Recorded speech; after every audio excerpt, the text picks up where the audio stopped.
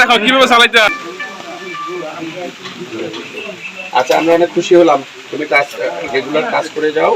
তোমার বাবাকে কাজ করতে নিষেধ করে? প্রাথমিকভাবে যে কাজটা করছি সেটা হলো যে সরকার কাউকে তার বর্তমান যে অবস্থাটা আছে তার থেকে উন্নয়নের জন্য তাকে হাতটা ধরে দাঁড়াতে হেল্প করছে এই প্রকল্পের মাধ্যমে। এবং আমাদের আশা এরপরে সে নিজেই চলতে শিখবে। এবং আপনারা দেখেছেন যে আমরা বিভিন্ন জায়গায় যে ছাগল দিয়েছি, গরু দিয়েছি এবং হাঁস মুরগি দিয়েছি, তা কিন্তু বেশ বহুগুণ বৃদ্ধি পেয়েছে। এটা বৃদ্ধি পেয়েছে এবং আমরা ফিল্ড লেভেলে আজকে যেটা দেখলাম যে আসলে এই প্রকল্প কাজ করছে, ভালোভাবে কাজ করছে। নিশ্চয়ই হয়তো কোথাও কোথাও এর ব্যর্থতা থাকতে পারে, সেটা আমরা খুঁজে দেখব ভবিষ্যতে আমরা শিক্ষা নেওয়ার জন্য যে আমরা এই কাজগুলো কীভাবে অ্যাড্রেস করব। আর একটা বিষয় যে এই অঞ্চলে আমরা এসে যেটা জানলাম, জেলা প্রশাসক মহোদয় এখানে আছেন, ওনার কাছ থেকে যেটা জানলাম যে এখানে নদীতে তেমন কোনো মাছ নেই, তবে এখানে অনেক নদী আছে, জলাধার আছে। আমরা মৎস্য প্রাণী সম্পদ মন্ত্রণালয় আমরা এখানে সমন্বিতভাবে বিভিন্ন প্রকল্প নিতে চাই। আমরা বেশ কিছুদিন যাবত অভয়াশ্রম করার ব্যাপারে আমরা পরিকল্পনা নিয়েছি যে দেশের বিভিন্ন জায়গায় আমরা অভয়াশ্রম করব, নদীতে, হাওর, বিল এইগুলোতে। এবং অভয়াশ্রম করলে আমরা সেই অভয়াশ্রমগুলো সংরক্ষণ করব। সংরক্ষণ করলে এখানে যেটা হবে যে মা মাছ এখানে বৃদ্ধি পাবে এবং মা মাছ পরবর্তীতে যখন বাচ্চা দিবে সিজনে, তখন সেই বাচ্চা তখন বিভিন্ন দিকে ছড়িয়ে পড়বে এবং মাছের দেশীয় প্রজাতির মাছের ন্যাচারালি বৃদ্ধি পাবে। এটা আমরা চিন্তা করছি এবং আমি মনে করি এই অঞ্চলে মাছের এভাবে আমরা অন্তপক্ষে প্রাকৃতিক জলাধারে মাছের বৃদ্ধি করতে পারবো। আর চরাঞ্চলের যে মানে এখানে প্রাণী সম্পদের ক্ষেত্রে যে বড় সমস্যা যেটা স্থানীয়ভাবে শুনলাম সেটা হলো প্রায়ই বন্যা হয়। তা আমরা চিন্তা করছি যে চরাঞ্চলে টিলা তৈরি করা যায় কিনা, কিল্লা তৈরি করা যায় কিনা। যদি আমরা কিল্লা তৈরি করতে পারি, উঁচু জায়গা তৈরি করতে পারি, তাহলে সেখানে প্রাণী সম্পদ মানুষ বন্যার সময় মানে মানুষের সাথে আবার এগুলিও আশ্রয় নিতে পারবে। আমাদের সেই ধরনের পরিকল্পনা আছে এবং আমরা এই এলাকার উপযোগী করে প্রকল্প প্রণয়ন করব। এখন হয়তো বা 63 বলতেছে, কিন্তু আমি যখন জয়েন করি তখন 66তম থাকে। এখানে দারিদ্রতার হার 70.8%, স্টিম দারিদ্রতার হার 52-এর উপরে। এখানে শিক্ষার হার হচ্ছে স্যার 56%, জোরে পড়া শিশুদের হার 11%। এই যে দারিদ্রতা, এই যে পিছিয়ে পড়া, এবং এখানে প্রতিবন্ধী বাংলাদেশের সবচেয়ে প্রতিবন্ধী শিশু স্যার এখানে 3% উপরে এখানে প্রতিবন্ধী শিশু আছে। সকল প্রেক্ষাপট বিবেচনা করলে বাল্য বিবাহ স্যার এখানে পর্যন্ত এখন পর্যন্ত হিসাবে ধরা হয় 71%। সকল ক্ষেত্রে কুড়িগ্রাম জেলা মূলত পিছিয়ে পড়া একটা জেলা। এখানে শিক্ষার হার কম, এখানে বাল্য বিবাহ প্রচুর, এখানে প্রতিবন্ধী শিশু প্রচুর। সব কিছুর মূলত যে জিনিসটা সেটা হচ্ছে কুড়িগ্রাম মূলত একটা স্তরবেষ্টিত জেলা।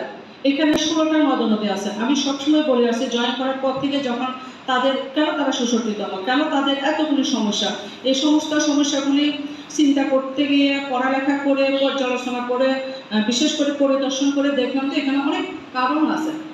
অকারণে সুশক্তিতম না, অনেকগুলি কারণ আছে। কারণগুলির মধ্যে প্রথম যে কারণটা সেটা হচ্ছে কি কুড়িগ্রাম জেলা ভৌগোলিক দিক থেকে কিন্তু ভিন্ন। পার্বত্য চট্টগ্রাম যেরকম ভৌগোলিক দিক থেকে ভিন্ন, একইভাবে আমাদের কুড়িগ্রাম জেলা অথবা যেখানে শহর আছে সেগুলি ভৌগোলিকভাবে ভিন্ন। ভৌগোলিকভাবে ভিন্ন হওয়ার কারণে আমাদের কুড়িগ্রামে যেটা সেটা হচ্ছে শহরগুলো হচ্ছে বালির শহর। এখানে প্রচুর নদী যেহেতু আছে, নদী ভাঙ্গন হয়, খুব বেশি নদী ভাঙ্গন হয়।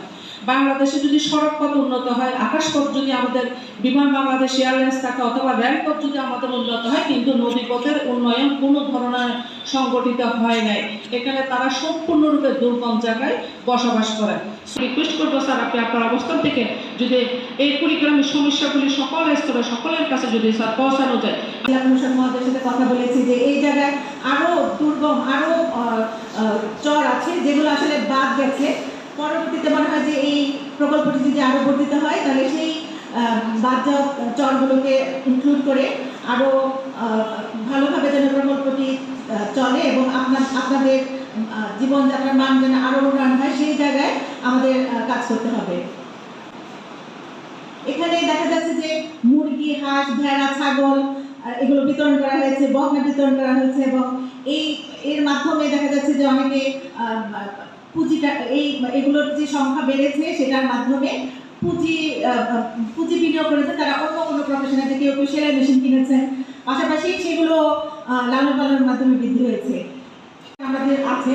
তো সেটাকে যদি আমরা আরও একটু সুনির্দিষ্টভাবে আমাদের যে প্রকল্পগুলো আসছে সেগুলোকে যদি আরও একটু সুচিন্তিতভাবে আমরা চরাঞ্চলগুলোতে প্রয়োগ করতে পারি, তাহলে আমার মনে হয় যে আমরা আরও সামনে এগিয়ে যেতে পারবো এবং আপনাদের যেই জায়গাগুলো আমাদের একটু অবহেলিত, যে এবং আমাদের যে সীমান্তবর্তী এলাকাগুলো সেগুলো অবহেলিত, সেই জায়গাগুলোতে আমরা আরও যদি সুনির্দিষ্টভাবে আমরা স্পেসিফিক কর্মকাণ্ড নিয়ে আমরা প্রকল্প প্রণয়ন করতে পারি, তাহলে আমাদের পানি সম্পদের যেমন উন্নয়ন হবে, পাশাপাশি সকল জনগণের জীবনযাত্রার মান উন্নয়ন হবে। বঞ্চিত মানুষের জন্য এই প্রকল্প, যারা ছিটমহলের অধিবাসী, দীর্ঘদিন তারা বঞ্চনার শিকার, আর যারা চরাঞ্চলের দুর্গম চরাঞ্চলের অধিবাসী, যারা বিভিন্নভাবে প্রাকৃতিকভাবে বঞ্চনার শিকার, অর্থনৈতিকভাবে বঞ্চনার শিকার, আমাদের এই প্রকল্প শুধুমাত্র তাদেরকে টার্গেট করে তৈরি করা হয়েছিল এবং সেইভাবে কাজ করে গেছি। আমাদের প্রকল্পে 10টি জেলা, তার মধ্যে কুড়িগ্রাম একটি,